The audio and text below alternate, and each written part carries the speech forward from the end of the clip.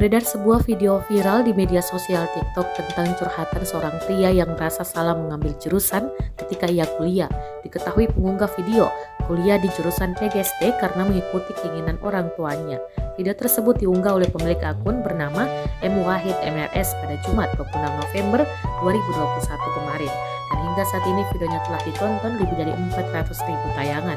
Saat dikonfirmasi, tribunnews.com, pengunggah bernama M. Wahid Nuris mengaku awalnya ia sangat terobsesi menjadi anggota Polri, sehingga ia merasa tidak cocok jika harus berada di lingkungan yang dipenuhi oleh anak-anak.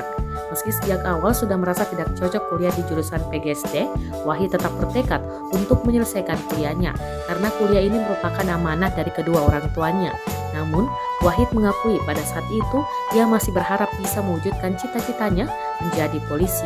Lebih lanjut, Wahid menuturkan selama 4 tahun menjalankan kuliah di jurusan PGSD, ia tak yakin bisa menjadi guru setelah lulus nanti. Bahkan setelah cita-citanya sebagai polisi telah kandas, ia berniat untuk bekerja di bidang lain setelah lulus. Namun, keadaan telah berbalik. Wahid kini sudah mau menerima jalan hidupnya sebagai guru.